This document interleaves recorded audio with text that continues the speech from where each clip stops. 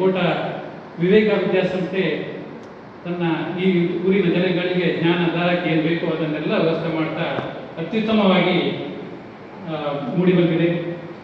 ಹಾಗೆ ಅದಕ್ಕೆ ಬೇಕಾದಂಥ ಏನು ಅವಶ್ಯಕತೆಗಳಿದೆ ಅದನ್ನು ಕೂಡ ಪೂರೈಸಲಿಕ್ಕೆ ಕಟಿಬದ್ಧರಾಗಿದ್ದಾರೆ. ಈಗಾಗಲೇ ಹಿರಿಯರು ವೇದಿಕೆಯಲ್ಲಿ ನಾವು ನೋಡಿದ್ದೇವೆ. ಅವರಿಗೆ ಯಾರಿಗೂ ಕೂಡ ಈ ವಿದ್ಯಾಸಂಸ್ಥೆಯನ್ನು ಏನೂ ಆಗಬೇಕಾಗಿಲ್ಲ, ಈ ನಮ್ಮ ಏನು ಕರ್ತವ್ಯ ಇದೆ ಅಂತೇಳಿ ಅದನ್ನು ನಾವು ಪೂರೈಸಲಿಕ್ಕೋಸ್ಕರ ಹಿರಿಯರೆಲ್ಲ ಭಾಗಿಯಾಗಿದ್ದಾರೆ. ಇದರಲ್ಲಿ ಲಾಭದ ಉದ್ದೇಶದಿಂದ ನಡೆಸುವಂಥ ಸಂಸ್ಥೆ ಅಲ್ವೇ ಅಲ್ಲ. ಹಾಗಾಗಿ ಕರ್ನಾಟಕ ಬ್ಯಾಂಕ್ ಅದರಲ್ಲಿ ಭಾಗಿಯಾಗುವುದರಲ್ಲಿ ತುಂಬ ಸಂತಸ ಇದೆ. ಏನು ಈ ಡೆವಲಪ್ಮೆಂಟಿಗೆ ಬೇಕಾದಂಥ ನಮ್ಮ ಬ್ಯಾಂಕಿನಿಂದ ಕೊಡುವಂತಹ ವ್ಯವಸ್ಥೆಗಳಿದೆಯೋ ಅದಕ್ಕೆ ಒಂದು ತೃಪ್ತಿ ಅನ್ನುವಂಥದ್ದು ನಮಗೆ ಖಂಡಿತವಾಗಿ ಬರ್ತದೆ ಈ ಸಂಸ್ಥೆ ಕೊಡೋದ್ರಿಂದ. ಹಾಗೆ ಇನ್ನೊಂದು ಮಾತು ಏನಂತ ಹೇಳಿದ್ರೆ, ಮಕ್ಕಳಿಗೆ ವಿದ್ಯಾಸಂಸ್ಥೆಗಳಲ್ಲಿ ವಿದ್ಯೆ ಅಂತ ಖಂಡಿತವಾಗಿ ಸಿಗ್ತದೆ. ಅದರ ಜೊತೆಗೆ ಒಂದು ಎರಡು ಕಿವಿ ಮಾತುಗಳಿದೆ. ಈಗಿನ ಕಾಲದಲ್ಲಿ ಪುಸ್ತಕ ನಮ್ಮ ಮಿತ್ರರಾಗಬೇಕು. ಖಾಲಿ ಓದಿನ ಜೊತೆಗೆ ಬೇರೆ ಪುಸ್ತಕಗಳನ್ನು ಓದುವಂಥ ಅಭ್ಯಾಸ ಬೆಳೆಸ್ಕೊಳ್ಳಿ. ಯಾಕಂತೇಳಿ ಈಗ ಮಕ್ಕಳಿಗೆ ಮೊಬೈಲ್ ಇರೋದ್ರಿಂದ ಗಮನ ಬೇರೆ ಕಡೆಗೆ ಹೋಗುವಂತಹ ಸಾಧ್ಯತೆ ಜಾಸ್ತಿ. ಯಾರೆಲ್ಲ ತುಂಬ ಓದ್ತಾರೋ ಅವ್ರಿಗೆ ಖಂಡಿತವಾಗಿಯೂ ಅವರ ಫ್ಯೂಚರ್ ಅನ್ನುವಂಥದ್ದು ಸುಭದ್ರವಾಗಿರ್ತದೆ. ನಾವು ಬೇರೆ ಬೇರೆ ವ್ಯಕ್ತಿಗಳನ್ನು ನೋಡ್ತೇವೆ, ಸಾಧನೆ ಮಾಡಿದವರನ್ನು, ಅವರ ಹಿಂದೆ ಶ್ರಮ ತುಂಬ ಇರ್ತದೆ. ಆ ಸಾಧನೆ ಮಾಡಿದವರ ಹಿಂದೆ ಅವರ ಶ್ರಮ ತುಂಬ ಇರ್ತದೆ. ನಾವು ಕೂಡ ಬ್ಯಾಂಕಿಗೆ ಸೇರುವಾಗ ಏನೋ ಒಂದು ಗ್ರ್ಯಾಜುಯೇಷನ್ ಆಗಿ ಸೇರಿರ್ತೇವೆ. ಆದರೆ ಬೆಳವಣಿಗೆ ಅನ್ನುವಂಥದ್ದು ನಾವು ಅದರ ಮುಂದೆ ಕೂಡ ಏನು ಓದ್ತೇವೆ, ಅದರ ಮೇಲೆ ಸಾಧನೆ ಮಾಡ್ತೇವೆ. ಅದರ ಆಧಾರದ ಮೇಲೆ ನಮ್ಮ ಪ್ರಮೋಷನ್ಗಳು ಆಗುವಂಥದ್ದು. ನಾವೆಲ್ಲ ಅದನ್ನು ದಾಟಿ ಬಂದವರು. ಆಯಿತು, ನನ್ನ ಗ್ರ್ಯಾಜುಯೇಷನ್ ಆಯಿತು ಅಥವಾ ಮುಗೀತು ಅಂತ ಹೇಳಿ ನಿಲ್ಲಿಕ್ಕಿಲ್ಲ. ನಮ್ಮ ವಿದ್ಯಾಭ್ಯಾಸವನ್ನು ಅಥವಾ ಓದುವ ಅಭ್ಯಾಸವನ್ನು ಬೆಳೆಸ್ಕೊಳ್ತಾ ಹೋಗಬೇಕು. ನಾವು ಸಂಸ್ಕೃತದಲ್ಲಿ ನೋಡ್ತೇವೆ, ಸ್ವಾಧ್ಯಾಯಂ ನಾ ಪ್ರಮದಿತವ್ಯಂ ಅಂತೇಳಿ.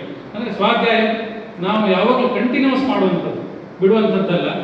ಆ ರೀತಿ ನೀವು ಕೂಡ ಅದನ್ನು ಹವ್ಯಾಸವನ್ನು ಬೆಳೆಸ್ಕೊಳ್ಳಿ. ನಾನು ಇನ್ನೊಂದು ಈಗ ಗಮನಿಸ್ತಾ ಇದ್ದೇನೆ, ಇಲ್ಲಿ ಮಕ್ಕಳನ್ನು ನೋಡುವಾಗ ಪ್ರತಿಯೊಬ್ಬರು ತುಂಬ ಕ್ಯೂರಿಯಸ್ ಆಗಿ ಕೇಳ್ತಾ ಇದ್ದಾರೆ ಭಾಷಣ. ಬೇರೆ ವಿದ್ಯಾಸಂಸ್ಥೆಗಳಿಗೆ ಹೋಗ್ತೇವೆ, ಮಕ್ಕಳನ್ನು ನೋಡ್ತೇವೆ, ಅವ್ರು ಏನೋ ಹಿರಿಯರು ಬಂದು ಭಾಷಣ ಮಾಡಿ ಹೋಗ್ತಾರೆ ಅಂತೇಳಿ. ನಮ್ಮ ಸರಿಯಾಗಿ ಒಂದು ಕ್ವಶನ್ ಕೇಳಿದಾಗ ಕೂಡಲೇ ಮಕ್ಕಳು ತಟ್ ಅಂತೇಳಿ ಉತ್ತರ ಕೊಟ್ಟರು. ಅದಕ್ಕೆ ನೋಡುವಾಗ ಖುಷಿ ಆಗ್ತದೆ. ತುಂಬ ಅಟೆಂಟಿವ್ ಆಗಿ ಕೇಳ್ತಾ ಇದ್ದಾರೆ. ಮಕ್ಕಳ ಕ್ವಾಲಿಟಿಯ ವಿದ್ಯಾಭ್ಯಾಸದ ಮಟ್ಟ ಇದರಲ್ಲಿ ಕೂಡ ನಮಗೆ ತಿಳಿದು ಬರ್ತದೆ. ಇದೇ ರೀತಿ ನಿಮ್ಮ ಕ್ಯೂರಿಯಾಸಿಟಿಯನ್ನು ಬೆಳೆಸ್ಕೊಳ್ಳಿ, ನಿಮ್ಮ ಜ್ಞಾನವನ್ನು ಬೆಳೆಸ್ಕೊಳ್ಳಿ. ಹಾಗೆ ನಿಮ್ಮ ಏನು ಸ್ಕಿಲ್ಲನ್ನು ಕೂಡ ನೀವು ಅದರ ಜೊತೆಗೆ ಬೆಳೆಸ್ಕೊಳ್ಬೇಕು. ವಿದ್ಯೆಯ ಜೊತೆಗೆ ಕೌಶಲ್ಯವನ್ನು ಕೂಡ ಬೆಳೆಸ್ಕೊಳ್ಬೇಕಾಗ್ತದೆ. ಈಗಿನ ಕಾಂಪಿಟೇಷನ್ ಯುಗದಲ್ಲಿ ಖಾಲಿ ವಿದ್ಯೆ ಸರ್ಟಿಫಿಕೇಟ್ ಇದ್ದರೆ ಸಾಕಾಗೋದಿಲ್ಲ. 99-100% ಬಂದರೂ ಸಾಕಾಗೋದಿಲ್ಲ. ನಿಮ್ಮ ಕಾನ್ಫಿಡೆನ್ಸ್ ಲೆವೆಲ್ ತುಂಬ ಮುಖ್ಯ. ಬೇರೆ ಹೊರ ಜಗತ್ತಿಗೆ ಹೋಗುವಾಗ ನಿಮ್ಮ ಕಾನ್ಫಿಡೆನ್ಸ್ ಲೆವೆಲ್, ಕಮ್ಯುನಿಕೇಷನ್ ಸ್ಕಿಲ್ ಇದನ್ನೆಲ್ಲ ನೀವು ಬೆಳೆಸ್ಕೊಂಡ್ರೆ ಖಂಡಿತವಾಗಿ ನಿಮ್ಮ ಫ್ಯೂಚರ್ ಅನ್ನುವಂಥದ್ದು ತುಂಬ ಬ್ರೈಟ್ ಆಗಿ ಇರ್ತದೆ. ಅದೇ ರೀತಿ ನಮ್ಮ ಹಿರಿಯರೆಲ್ಲರ ಆಶಯ ಏನಂತ ಹೇಳಿದ್ರೆ, ನೀವು ಕೂಡ ಮುಂದೆ ದೊಡ್ಡ ದೊಡ್ಡ ಸಾಧನೆಗಳನ್ನು ಮಾಡಿ ಈ ಸಂಸ್ಥೆಯ ಬಗ್ಗೆ ಒಂದು ಪ್ರೀತಿಯಿಂದ ನೀವು ಕೂಡ ಇದಕ್ಕೆ ಏನಾದರೂ ಸಹಾಯ ಮಾಡುವಂಥ ಪರಿಸ್ಥಿತಿ ಬರ್ಬೋದು. ಆ ರೀತಿಯಲ್ಲಿ ಮಾಡಿ ಈ ವೇದಿಕೆಗೆ ಬರಬೇಕನ್ನುವಂಥದ್ದು ನಮ್ಮ ಹಿರಿಯರೆಲ್ಲರ ಆಶಯ. ಹಾಗೆ ನಮ್ಮ ಬ್ಯಾಂಕಿನಲ್ಲಿ ಕೂಡ ಉದ್ಯೋಗ, ಬ್ಯಾಂಕಿಂಗ್ ಉದ್ಯೋಗ ಅನ್ನುವಂಥದ್ದು ಕೂಡ ಈಗಿನ ಇದರಲ್ಲಿ ಒಳ್ಳೆಯ ಉದ್ಯೋಗ. ಅಂಥ ಅವಕಾಶಗಳನ್ನು ನೀವು ಖಂಡಿತವಾಗಿ ಬಳಸ್ಕೊಳ್ಳಿ. ಅವಕಾಶಗಳು ತುಂಬ ಸಿಗ್ತವೆ. ಬೇರೆ ಬೇರೆ ಅವಕಾಶಗಳಿರ್ಬೋದು. ಉದ್ಯೋಗ ಅನ್ನುವಂಥದ್ದು, ಬಿಸ್ನೆಸ್ ಅನ್ನುವಂಥದ್ದು ಇರ್ಬೋದು. ಅದರ ಜೊತೆಗೆ ಬ್ಯಾಂಕಿಂಗ್ ಕೂಡ ಒಂದು ಒಳ್ಳೆಯ ಅವಕಾಶ ಇದೆ. ಆ ಅವಕಾಶಗಳನ್ನು ಕೂಡ ಉಪಯೋಗಿಸ್ಕೊಳ್ಳಿ ಅಂತ ಹೇಳ್ತಾ, ಹಾಗೂ ನಮ್ಮ ಬ್ಯಾಂಕಿನ ಬಗ್ಗೆ ಈಗಾಗಲೇ ನಮ್ಮ GM ಅವರು ಹೇಳಿದರು, 100 ವರ್ಷ ಪೂರೈಸಿದಂಥ ಬ್ಯಾಂಕ್. ಶತಮಾನವನ್ನು ಪೂರೈಸುವ ಒಂದು ಯಾವುದೇ ಸಂಸ್ಥೆಗಳಿಗೆ ತುಂಬ ಚಾಲೆಂಜ್ಗಳಿರ್ತವೆ. ನಮ್ಮ ಬ್ಯಾಂಕ್ ಕೂಡ ಅದಕ್ಕೆ ಹೊರತಲ್ಲ.